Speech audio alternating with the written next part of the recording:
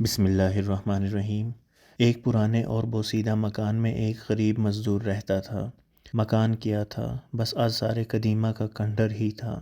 غریب مزدور جب سر شام گھر لوٹتا، اس کی بیوی معصومیت سے کہتی، اب تو گھر کا دروازہ لگوا دے، کب تک اس لٹکے پردے کے پیچھے رہنا پڑے گا؟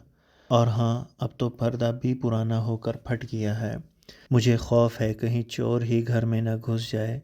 شوہر مسکراتے ہوئے جواب دیتا، میرے ہوتے ہوئے بھلا تمہیں کیا خوف؟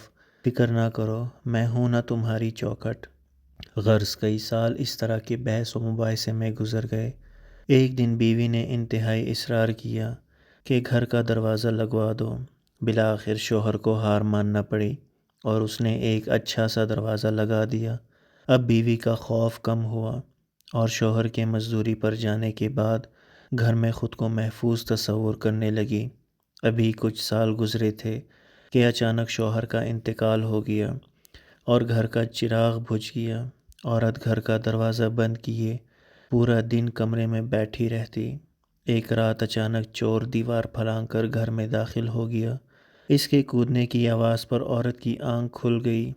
اس نے شور مچایا، محلے کے لوگ آ گئے اور چور کو پکڑ لیا۔ جب دیکھا تو معلوم ہوا کہ وہ چور پڑوسی ہے۔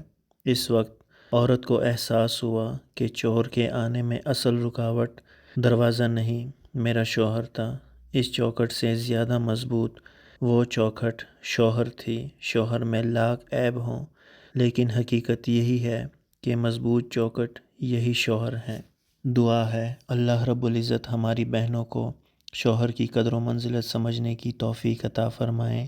آمین ثم آمین یا رب العالمین۔ درود پاک پڑھیں۔ اللہم صلی علی سیدنا محمد وعلی آل سیدنا محمد وبارک وسلم۔